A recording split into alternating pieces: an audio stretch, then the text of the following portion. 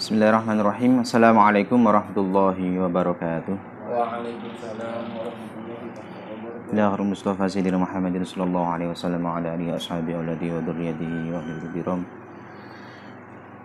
Wa ila ahyanin minal anbiya'i wal mursalin wa syuhada'i wal ulama'i al-'alimin al-muhlisin min syarril ardi la maghribiha bariha bahriha awdiyatiha jibaliha diyariha wa ila hadrati kulli waliyyin wa waliyatin min syarril ardi la maghribiha bariha bahriha awdiyatiha wa jibaliha bihariha. Sya'ilna al-Fatihah. A'udzu billahi minasyaitonir rajim. Bismillahirrahmanirrahim.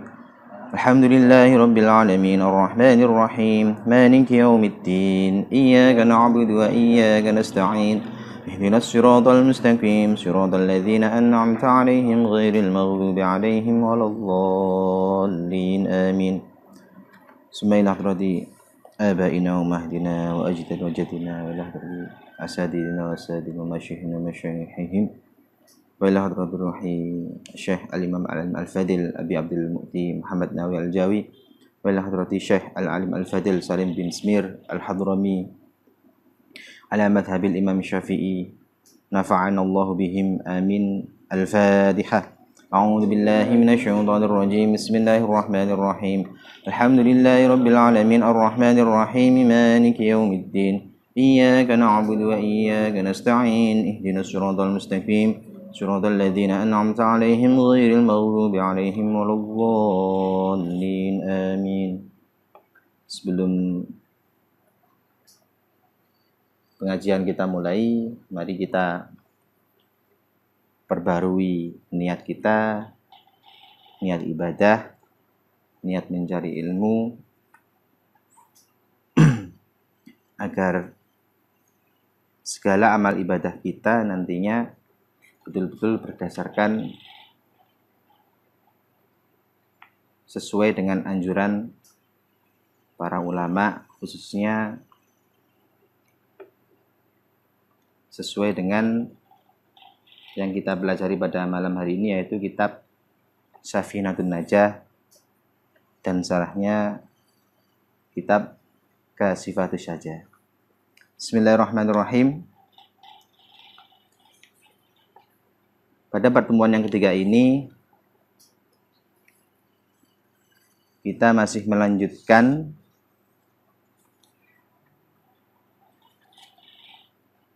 isi dalamnya fasal yang menerangkan tentang makna la ilaha illallah la ma'budu bihaqqin fil wujudi illallah di bagian tawakal. Bismillahirrahmanirrahim.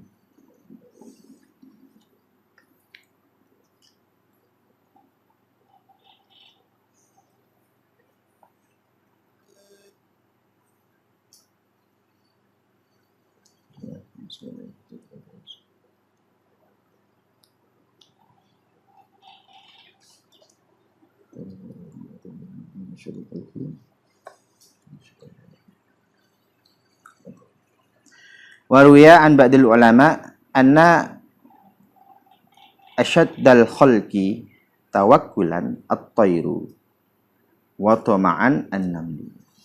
Jadi dijelaskan oleh sebagian ulama menjelaskan bahwa makhluk yang paling bertawakal kepada Allah, makhluk yang paling kuat tawakalnya kepada Allah itu adalah burung. Yang mana burung dijelaskan kemarin berangkat pagi dengan keadaan lapar, maka akan pulang sore hari dengan keadaan kenyang. Dan tidak membawa apa-apa, tidak membawa bekal pulang. Besoknya seperti itu lagi, berangkat pagi lagi dalam keadaan lapar, sorenya pulang dalam keadaan kenyang dan tidak membawa apa-apa lagi. Makanya disebut dengan burung itu makhluk yang paling tawakal. Wa toma'an atau wa asyaddu toma'an atau wa asyadda toma'an an-namlu. Sebaliknya, makhluk yang paling banyak mengharapnya itu adalah semut. Titik. Walaisal muradu bitawakkuli tarkul kasbi bil kulliyati. Dijelaskan oleh sebagian ulama juga bahwasanya yang dimaksud tawakal itu bukannya kita meninggalkan pekerjaan sama sekali, itu enggak. Tetap bekerja, namun kita tawakal kepada Allah. Kita percaya dengan bekerja tersebut Allah lah yang akan memberi rizki. Ini pekerjaan itu hanya sebagai musababnya saja, sebagai sebabnya kita mendapatkan rizki. Namun sejatinya, sesungguhnya yang memberi rizki itu Allah. Sesuai la ma'budu bihaqqin fil wujudi illallah. Tiada yang disembah dengan hak kecuali Allah. Kalau kita berkeyakinan bahwasanya yang memberi rizki itu adalah pekerjaan, maka seakan-akan kita menduakan Allah. Kalau saya nggak kerja, saya nggak dapat penghasilan, nggak dapat uang. Nah, berarti ini ada apa? Syirik khafi, menduakan yang sangat tipis sekali, dan itu sepatutnya kita jauhi. Makanya dianjurkan untuk tawakal dari pembagian huruf la ilaha illallah kemarin, diantaranya adalah tawakal, itu agar kita tidak sampai jatuh pada perkataan atau suatu keyakinan, kalau saya nggak kerja, saya tidak dapat rizki. Namun maksud ulama, kembali ke materi tadi, yang dimaksud tawakal itu tidak meninggalkan pekerjaan. Tetap kita bekerja, namun dalam keyakinan kita, hati kita sandarkan bahwasanya yang memberi rezeki itu adalah Allah. La ma'budu bihaqqin illallah. La raziqa bihaqqin illallah. Tidak ada yang memberi rizki yang hak, yang sebenarnya, kecuali Allah. Pekerjaan itu apa? Pekerjaan itu hanyalah sebabnya kita diberi rizki, itu saja. Wasu'ila al-Imam Ahmad radhiyallahu anhu an rajulin, wasu'ila, dan ditanyai siapa al-Imam Imam Ahmad radhiyallahu anhu an rajulin jalasa fi baitihi au fil masjidi wa qala la a'malu syai'an hatta ya'tiyani rizki.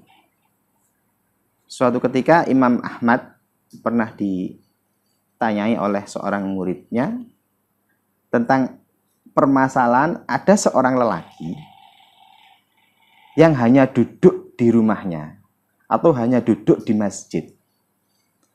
Dan seorang laki-laki itu berkata, aku tidak akan bekerja atau tidak akan mengerjakan apapun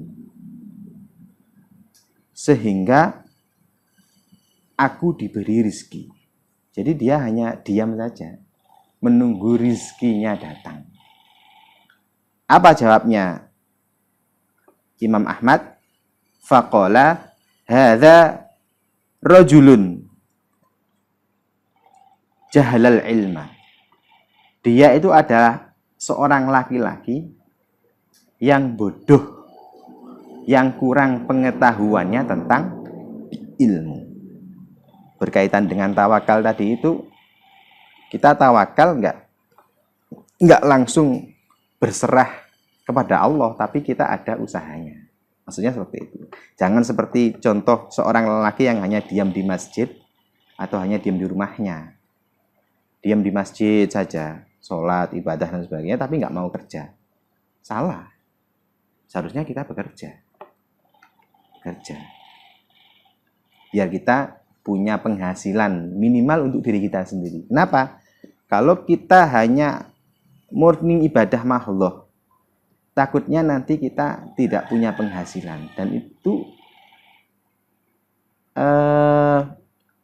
riskan sekali ke arah tomak, berharap biar diberi seseorang dan lain sebagainya. Bahaya.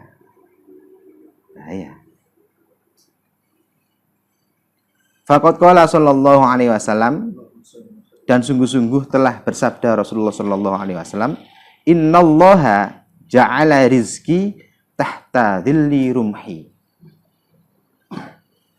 Kata Rasulullah, Allah telah menjadikan rizkinya Rasulullah itu di bawah bayang-bayang tumbaknya Rasulullah. Apa maksudnya? Ai ar-rumhu sababun li tahsilir rizki. Maksudnya, tumbaknya Rasulullah itu adalah sebab Rasulullah mendapatkan rizki. Nah, Rasulullah saja berkata seperti itu. Ini menunjukkan bahwasanya orang mau rizki, mau diberi rizki harus usaha. Nggak hanya diam di rumahnya atau diam di masjid dengan alasan ibadah. Nggak seperti itu. Tapi juga bekerja. Rasulullah sendiri mengajarkan kita bekerja. Buktinya apa? Rasulullah mengatakan seperti ini. Allah menjadikan rizkinya Rasulullah sendiri itu di bayang-bayang, di bawah bayang-bayangnya tombaknya Rasulullah.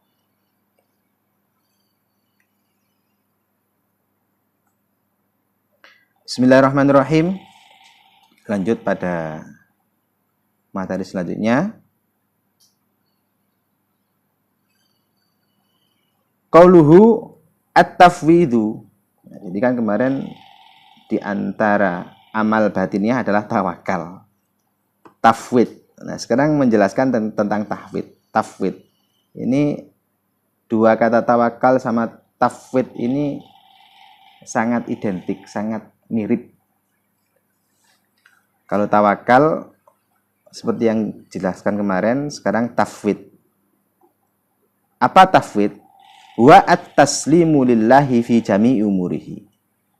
Kalau levelnya tafwid itu kita menyerahkan semua perkara kita kepada Allah. Wa huwa a'la minat tawakkuli. Dan tafwid ini derajatnya, kedudukannya itu lebih tinggi daripada tawakal. Kalau tawakal kita masih bekerja, tapi dengan disandarkan nanti sama Allah akan diberi rezeki. Kalau tafwid, ya sudah, terserah Allah. Diberi ya diterima, nggak diberi ya sabar. Mungkin kalau tafwid seperti itu. Yang penting, yang jelas semua perkara dalam seseorang tersebut itu diserahkan kepada Allah.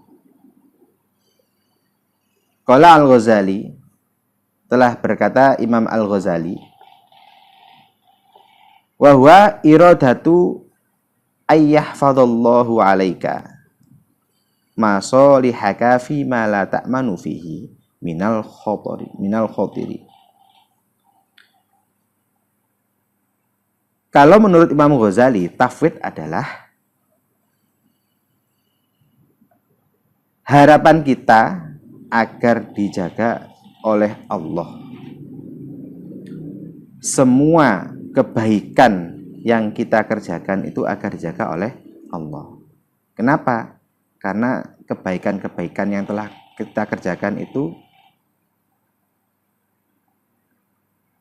masih dalam kekhawatiran. Wadidu tafwidhi at-tom'u. Nah ini. Dan lawannya tafwid itu tomak. Lawannya tafwid itu tomak. Jadi kalau orang levelnya sudah tafwid, berjenjang kan. Setelah kita bisa tawakal, yang prosesnya masih bekerja, maka akan ada proses tafwid. Nah, tafwid ini wallahu a'lam, bekerja atau enggak, wallahu a'lam. Yang jelas, kalau menurut keterangan di sini, ya sudah, segala perkara apapun itu disandarkan, diserahkan kepada Allah. Namun,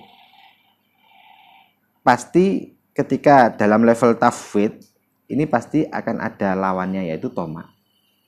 Logikanya benar. Kalau masalah kita apapun itu kita serahkan kepada Allah, nanti pasti akan ada toma. Toma ini penyakitnya hati.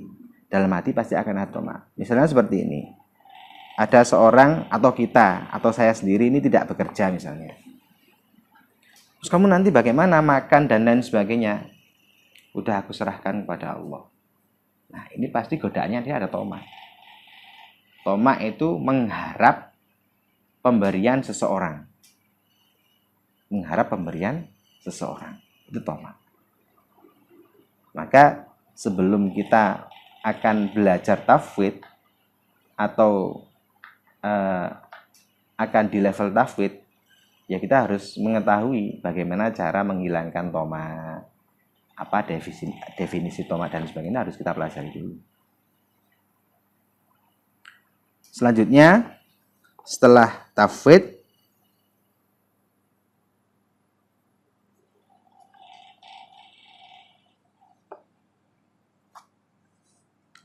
ada sabar. Tawakal, tafwid, sabar. Qauluhu, adapun dawuhnya musannaf as-sabru wa huwa habsun nafsi alal masyaki wa anil jazai. Sabar adalah menurut musannaf Imam Nawawi, yang dimaksud sabar adalah mencegah nafsu untuk merasa tersiksa dan merasa sengsara, atau jaza itu apa ya, sakit hati.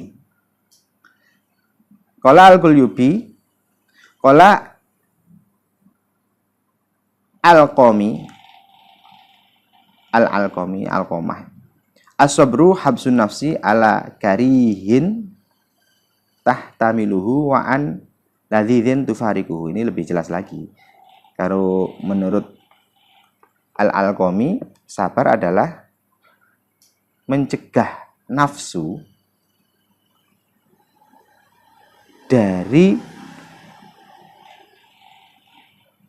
sesuatu yang tidak kita sukai tapi telah menimpa kita. Contoh, kalau kita nggak suka sakit misalnya.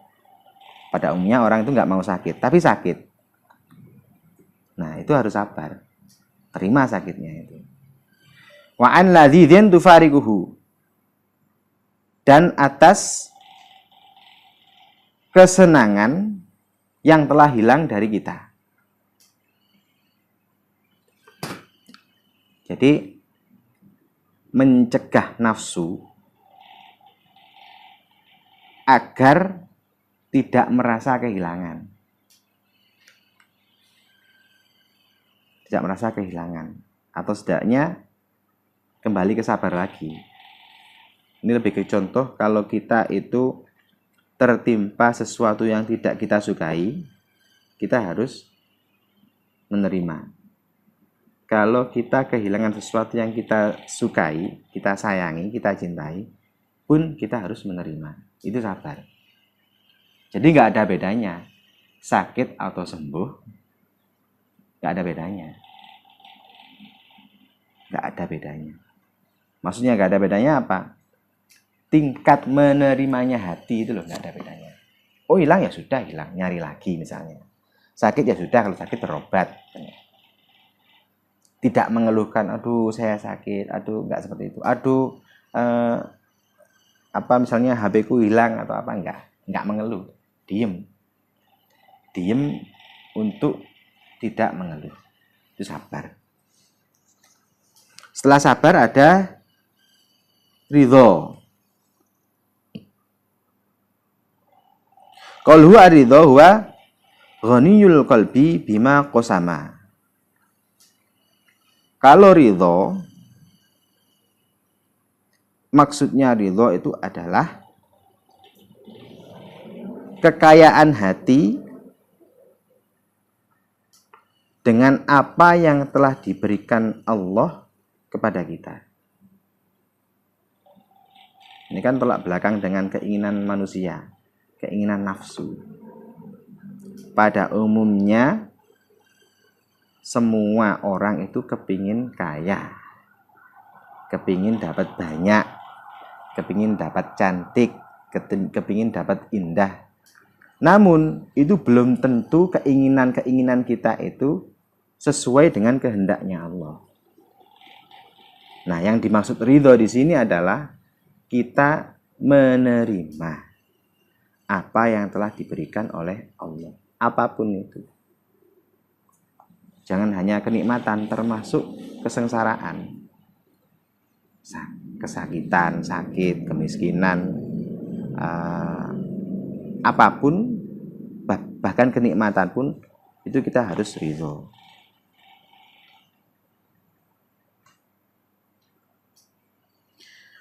Wa qala al-ulama'u ar-ridho tarkus sukhti. Kalau menurut ulama, berarti banyak orang alim, ridho itu meninggalkan marah. Wasukhtu dzikru ghairi qadaillahi ta'ala bi annahu aula bihi. Tapi marah atau sukhtu yang dimaksud di sini adalah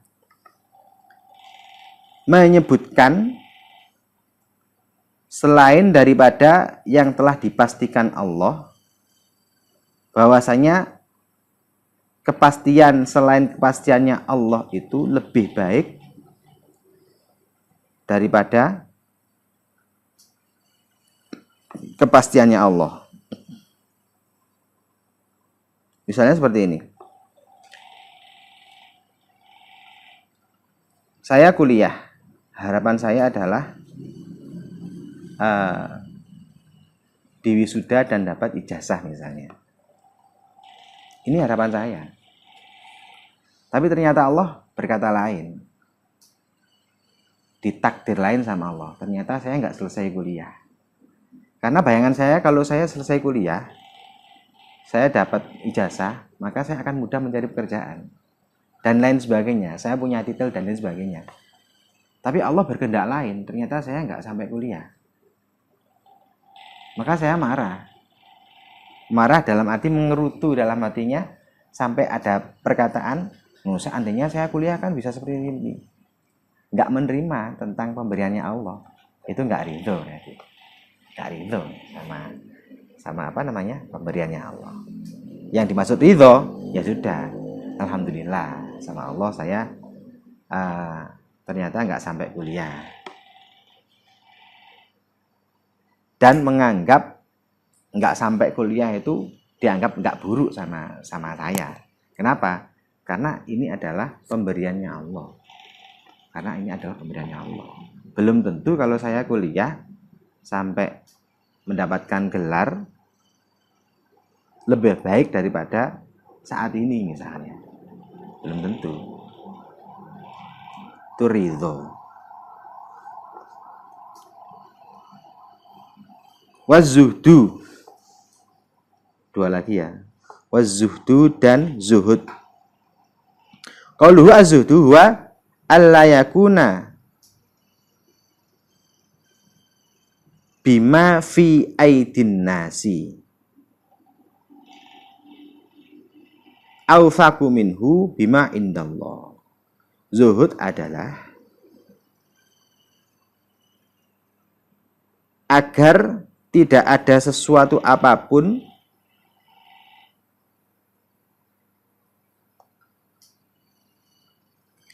pemberian manusia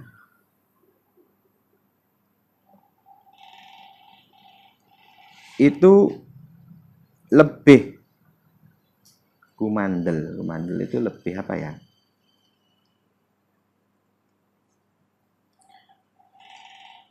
Bima fi aidinasi awfaqo minhu bima indallah.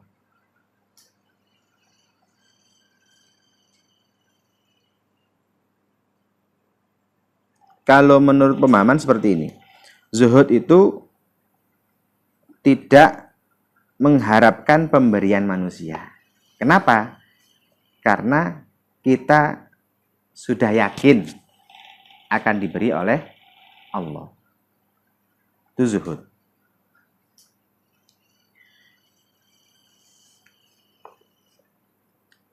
Walaysa zuhdu wa tarkul halali wa idha'atul mali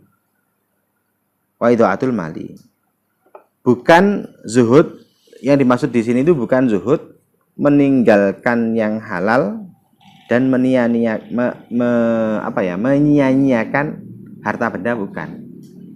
Zuhud itu kalau bahasa populer kan orang pertapa itu. Jadi orang pertapa itu tidak meninggalkan harta bendanya, terus tidak meninggalkan suatu yang halal, enggak. Tapi lebih ke tidak mengharapkan pemberian manusia. Kenapa? Karena dalam hati seorang yang zuhud itu hanya berkeyakinan, hanya yakin bahwasanya Allah lah yang akan memberi. Sesuai la ma'buda bihaqqin fil wujudi illallah. Kalau diartikan bahwasanya tidak ada yang memberi kepadaku kecuali itu adalah pemberiannya Allah. Jadi menafikan musababnya itu. Menafikan musababnya. Bismillahirrahmanirrahim. Wat taubatu dan taubat. Jadi bagian yang keenam, amal batiniyah bagian yang keenam itu adalah taubat.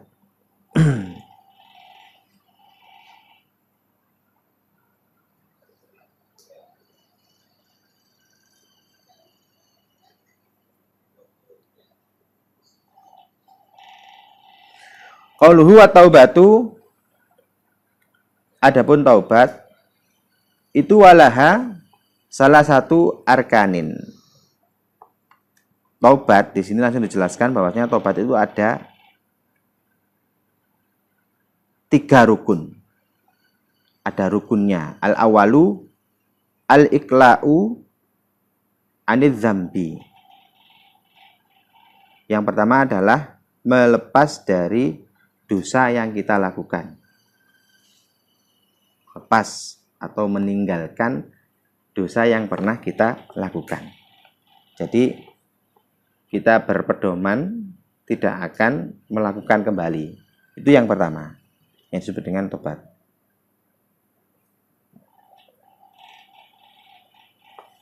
Wasani an-nadamu ala fi'liha liwajhillahi ta'ala. Yang kedua, setelah kita berkeyakinan tidak akan mengulangi kesalahan atau dosa itu tadi, kita menyesal pernah melakukan dosa tersebut atau kesalahan tersebut, dan menyesalnya itu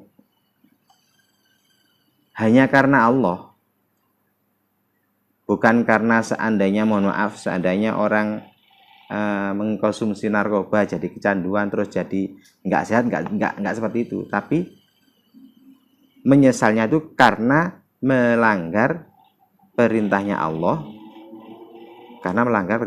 itu bukan karena dari kesalahan tersebut berdampak sesuatu yang negatif bukan karena itu, tapi karena Allah.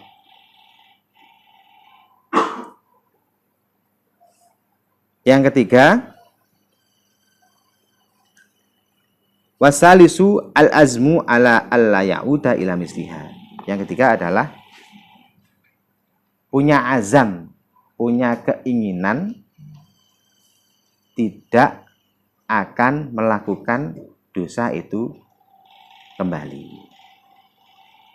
Itu yang dimaksud tobat di sini. Jadi yang pertama, rukunnya tobat itu ada 3, yaitu pertama, mensudahi kesalahan atau dosa yang kita lakukan. Selanjutnya kita menyesal karena Allah. Yang ketiga, tidak akan mengulangnya kembali. Itu baru disebut dengan tobat. Tapi kalau ngomong tobat tapi masih melakukan, ya berarti nggak sempurna tobatnya. Kenapa? Karena rukunnya nggak sempurna. Rukunnya ada 3 kok. Kalau masih melakukan atau tidak menyesal karena Allah, ya nggak sah tobatnya. Jadi harus mensudahi yang dilakukan, kesalahan yang dilakukan, terus menyesal karena Allah. Yang ketiga, tidak berjanji tidak akan mengulangi kembali. Bismillahirrahmanirrahim. Faslun. Adapun ini adalah pemisah. Alamatul bulughi. Adapun beberapa tanda-tandanya baligh itu salasun ada 3. Tamamu khamsi asyarota. Yang pertama, sempurnanya usia 15. Apanya? Sanatan, tahunnya. Fidz zakari, di dalam atau untuk orang laki-laki, wal unsa, dan orang perempuan. Jadi fasal yang kita baca sekarang adalah fasal yang menjelaskan tentang tanda-tanda baligh. Yang pertama adalah tanda-tanda baligh itu sempurnanya usia 15 tahun untuk laki-laki atau untuk perempuan. Kalau anak sudah usia 15 tahun, baik perempuan atau laki-laki, berarti anak tersebut sudah baligh. Wal ihtilamu,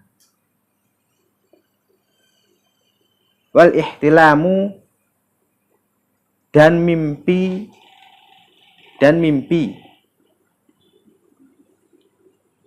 yang karena mimpi tersebut sampai mengeluarkan sperma. Mohon maaf, saya jelaskan ya biar jelas, karena ini hukum harus jelas. Jadi mimpi sampai mengeluarkan sperma. Fidz zakari, di dalam laki-laki atau untuk tandanya balighnya seorang laki-laki.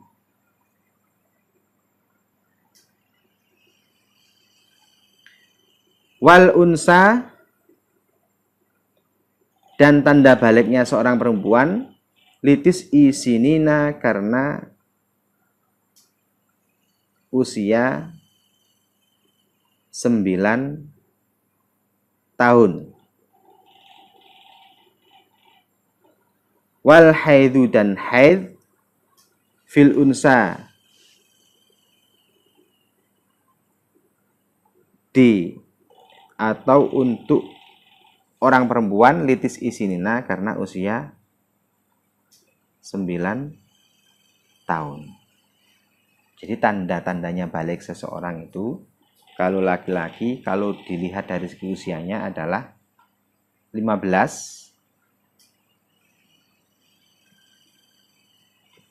Kalau dilihat dari segi selain usia, yang penting sudah ihtilam, mimpi sampai mengeluarkan sperma, itu sudah kategori baligh.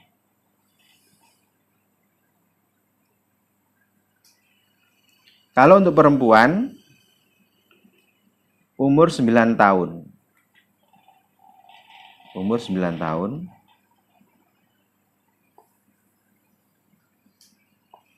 Mimpi ihtilam, perempuan itu, anak perempuan itu berarti balik.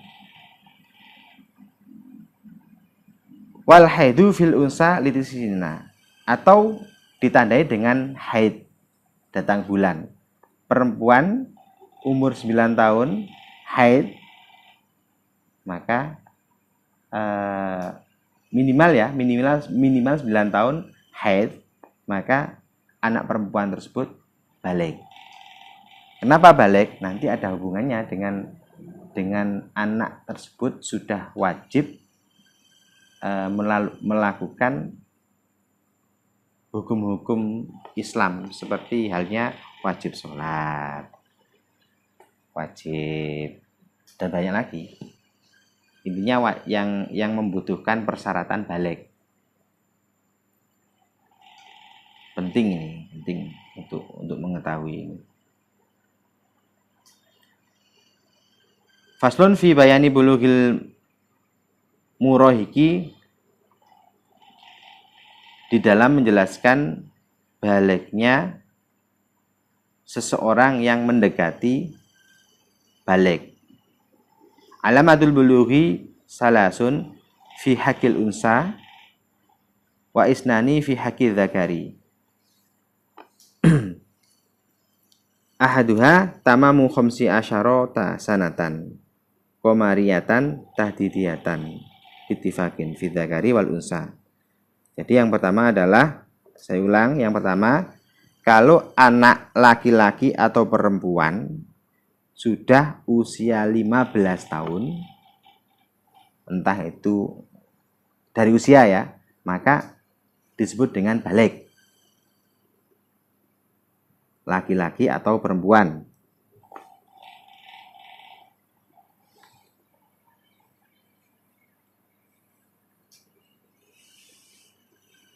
Wasaniha al-ihtilamu. Yang kedua, tanda-tandanya balik itu adalah bermimpi mengeluarkan sperma.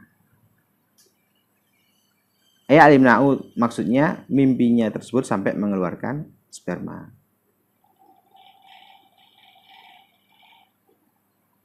Tapi yang mengeluarkan sperma ini untuk laki-laki. Wal unsa litis isinina. Nah, baliknya perempuan, saya ralat ya, berarti keterangan yang awal tadi salah. Ini atofnya agak rumit ini. Kalau laki-laki baliknya itu umur 15 tahun atau mimpi mengeluarkan sperma. Kalau perempuan, hitungan baliknya itu dari 9 tahun. Anak perempuan usia 9 tahun itu sudah masuk akal balik.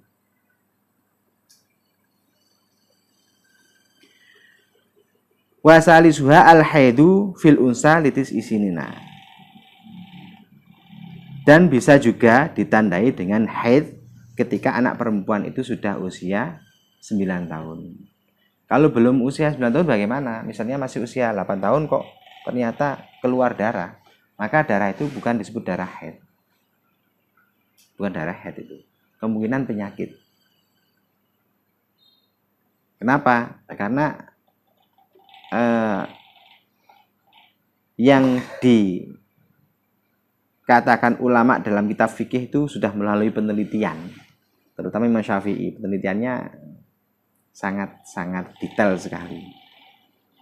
Jadi kemungkinan kalau anak belum 9 tahun, anak perempuan kok haid, maka itu bukan tanda dia balik, namun bisa jadi itu adalah penyakit.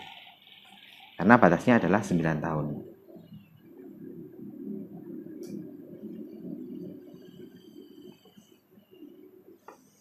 Bismillahirrahmanirrahim. Faslun, langsung ya. Surutu azzail hajari, langsung ke sesuci ini.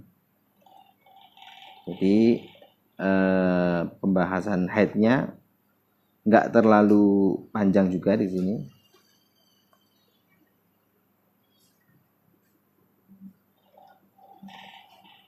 Faslon surutu azzail hajari, adapun beberapa syaratnya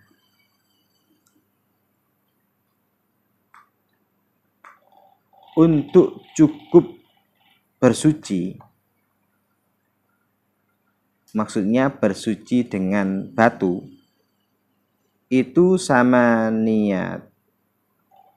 Surutu azzail hajari itu sama niata ada 8. Maksudnya bersuci dengan batu ini, anjuran bersuci itu kan ada yang dengan batu. Dengan batu, bisa memilih dengan batu atau dengan air. Nah, ini yang dengan batu. Kalau kita mau bersuci dengan batu, maka syaratnya itu ada 8. Maksudnya adalah istinja, bersuci. Kalau dalam syarahnya, faslun fi bayanil istinja bil hajari. Fasal yang menjelaskan bersuci, mohon maaf, cebok itu loh istilahnya, dengan batu. Syaratnya ada 8. Ayyakuna bisalasati ahjarin. Yang pertama adalah harus dengan 3 batu. Harus dengan 3 batu. Apakah mungkin ini kita lakukan? Ya mungkin saja, mungkin dalam keadaan kita camping atau apa ya. Ada air tapi stoknya untuk minum misalnya. Untuk masak ya sudah, jangan dipakai untuk bersuci air itu. Bersuci saja sama batu.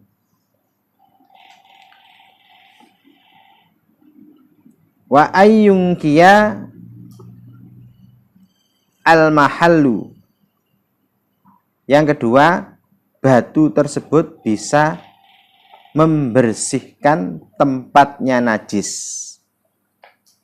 Wa alla yajifan najasu atau an-najsu. Yang ketiga, 1, 2, 3 ya. Yang ketiga, najisnya itu tidak boleh sudah kering. Jadi setelah buang air kecil atau buang air besar, itu harus langsung dibersihkan dengan batu. Gak boleh nunggu kering dulu, gak boleh. Syaratnya harus masih basah. Wala yantakilu warabi wala yantakilu. Dan yang keempat, agar najisnya itu tidak berpindah ke tempatnya. Mohon maaf kalau istilahnya kita bersucinya adalah bersuci dari kencing. Jadi basah air seninya itu atau air kencingnya itu tidak keluar dari zakarnya. Misalnya kok sampai keluar, sampai ke, mohon maaf ya, biar jelas, gagangnya misalnya ya nggak bisa. Jadi harus di lubang, ya setidaknya di area lubang keluarnya air itu. Jadi ada persyaratannya. Sama, misalnya buang air besar ya masih di kategori tempat keluarnya kotoran itu. Kalau sampai ke, mohon maaf, sampai ke pantat misalnya, nggak bisa. Maka harus disucikan dengan air. Tapi kalau masih dalam kategori di tempat keluarnya kotoran tersebut, maka bisa dibersihkan dengan batu sebanyak 3 batu.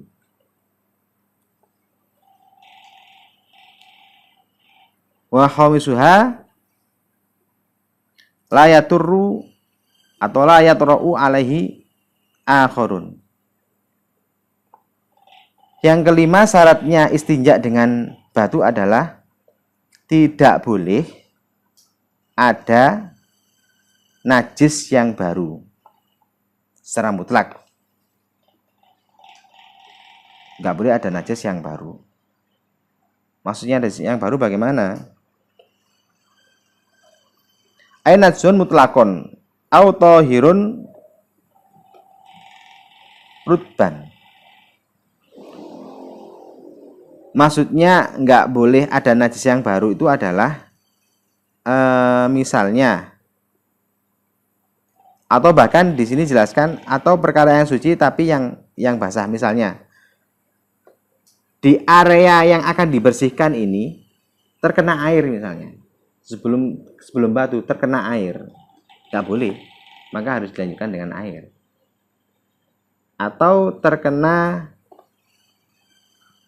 benda-benda suci lainnya misalnya, nggak boleh, pokoknya harus steril betul-betul, hanya najis kotoran itu, nggak boleh ada najis yang lain. Nggak boleh ada najis yang lain. Kalau sampai ada najis yang lain atau tercampur dengan benda suci yang lain, maka nggak boleh dengan batu, namun harus dilanjutkan dengan air.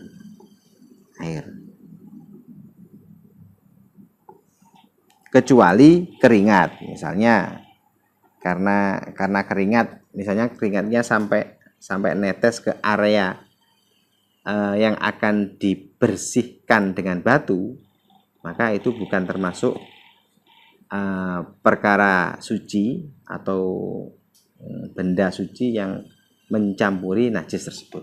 Kalau keringat enggak masalah kalau keringat. Wasadisuha la yujawizul khariju sofhatahu.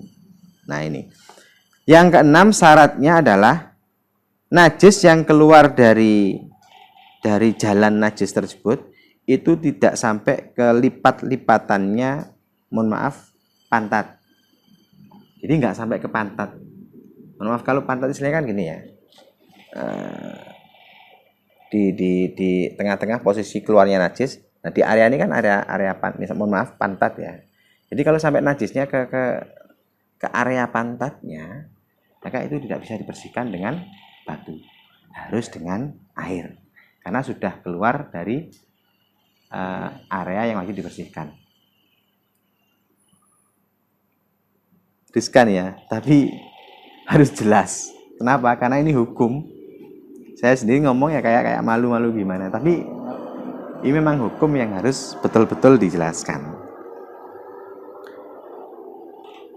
Wa hasyafatihi air sudakari. Nah ini. Jadi najis kalau itu tadi kalau kita buang air besar, kalau buang air kecil, mohon maaf, ibaratnya ini adalah zakarnya ya. Maka najis air seni atau air kencing ini nggak boleh sampai ke kepalanya, ke kepala zakar seorang laki-laki itu.